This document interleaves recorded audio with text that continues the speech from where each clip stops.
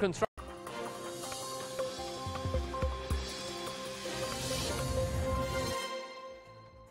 Welcome back to Brass Tacks. Russian President Vladimir Putin made a rare address to the nation for a stunning announcement, that of a partial draft.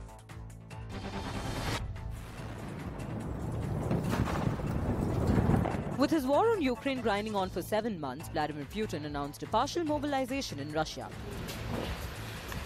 Putin has signed a decree calling on 3 lakh reservists, that is, people who have had military training, to fight in Ukraine from Wednesday. Putin's announcement comes a day after Russian-controlled regions in eastern and southern Ukraine announced plans to hold referendums this weekend on becoming part of Russia. After Ukraine's successful counterattack, Kremlin's plans to annex 4 regions is likely to further escalate the war. This is Russia's first mobilization since World War II.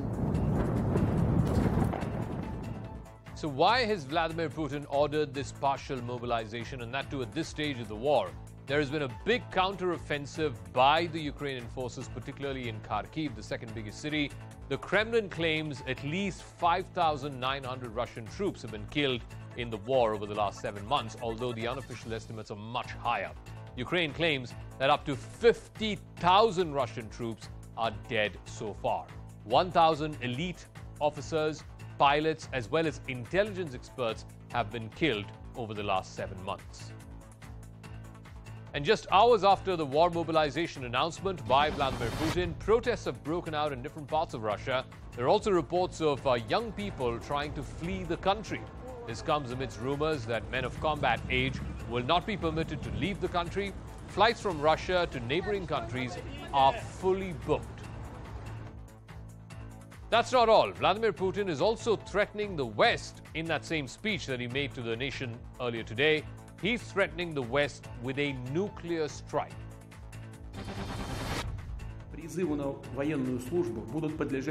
Putin wasn't bluffing in stating that Russia will use all available means to protect its territory, essentially meaning that nuclear weapons are not off the table. Russia's military doctrine allows the use of tactical nuclear weapons if the Russian state is threatened. So essentially, Putin is betting that by increasing the risk of a direct confrontation between NATO and Russia, the West may blink over its support for Ukraine. Russia has already used long-range hypersonic missiles in Ukraine, which can fly faster than 6,000 kilometers per hour. But most are viewing Putin's nuclear threat as a sign of panic because the war is not going his way. Meanwhile, US President Joe Biden addressed the United Nations General Assembly, slamming Putin's mobilization move. Russia's calling up more soldiers to join the fight, and the Kremlin is organizing a sham referendum to try to annex parts of Ukraine, an extremely significant violation of the UN Charter. This world should see these outrageous acts for what they are. Putin claims he had to act because Russia was threatened. But no one threatened Russia. And no one other than Russia sought conflict. Meanwhile, in Uttar Pradesh's Shahjahanpur, one biker had an unfortunate experience with a buffalo. A woman was walking the buffalo on a narrow road when a biker crossed them. The sound of the bike scared the buffalo, and suddenly the animal lunged at the man, knocking him off his bike. The man fell on the side of the road while his bike was flung several meters ahead. As the man lay injured on the road, the woman came to check on him. Within a few minutes, some bystanders also ran to the man's rescue. The biker was rushed to the hospital and treated for his injuries. The Kerala leg of Congress's Bharat Joro Yatra involved a major gaffe. A poster of the Yatra had a photo of V.D. Savarkar in a lineup with other freedom fighters. Now, even though the party has never considered Savarkar to be a freedom fighter, party workers then ended up covering Savarkar's picture with one of Mahatma Gandhi. After hinting that he could enter the Congress president's election fray, Rajasthan Chief Minister Ashoka today met with Sonia Gandhi.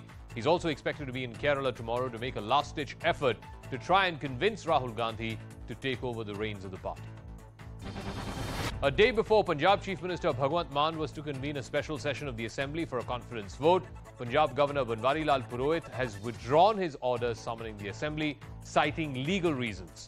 Reacting to the move, Mann has said it proves the sinister design of BJP's Operation Lotus. A hair-racing accident in Assam's Kachar district has been caught on camera.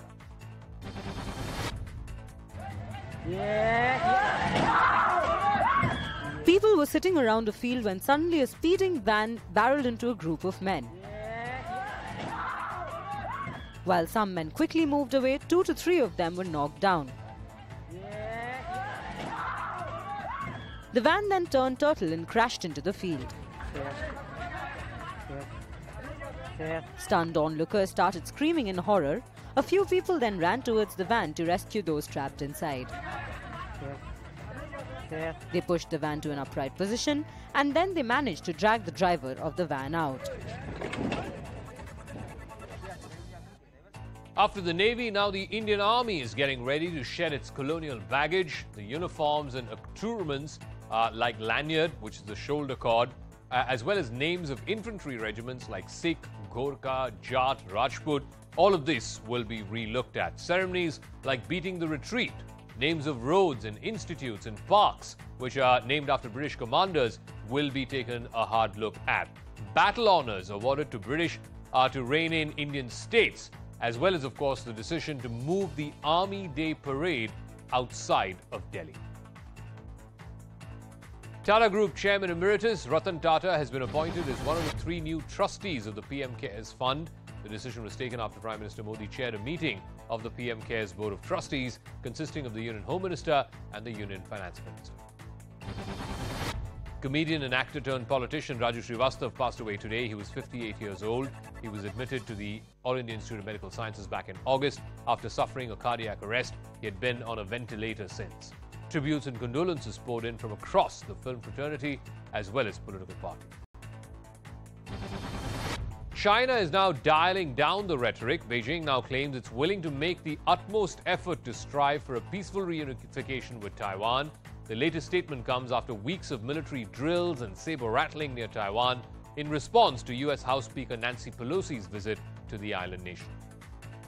China's underwater drones have been spotted in the South China Sea. They are there to deploy unmanned submarines in the South China Sea. The underwater vehicle is about 16 meters long. It's capable of intelligence surveillance as well as reconnaissance missions. Larger size also would translate into longer sea endurance. It can be used for mine laying, for anti-submarine warfare as well. Anti-hijab protests are intensifying across Iran.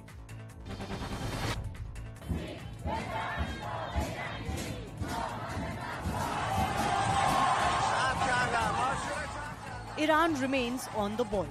More than a week after 22-year-old Mahsa Amini died in custody of the morality police for not wearing her hijab properly. Protests erupted in cities across Iran, calling on Iranians to join them against oppression of women. In many places, women burned their hijab as a mark of protest. Protesters also faced off with the police, who fired tear gas shells in retaliation. 22 people have been arrested. Local media had confirmed 3 deaths in western Iran so far. The anti-hijab protests in Iran have taken on international dimensions, with the United Nations lashing out on human rights violations in the country. A pilot was killed when his plane went down in a fiery crash during a competition in Nevada in the United States. The horrifying moment was captured on camera. The plane was seen hitting the ground and exploding into a fireball before bouncing several times and then tumbling to a stop. A detailed investigation has been ordered into the incident. An Egyptian cargo vessel capsized in Turkey, sending a number of containers into the sea. The ship was docked at Turkey's Iskenderun port, and the process of unloading boxes was going on when suddenly the cargo ship just keeled over. Fortunately, all crew members were evacuated safely and no injuries have been reported. A news channel in Illinois in the United States kept broadcasting even though the studio got flooded with several inches of water after a big storm.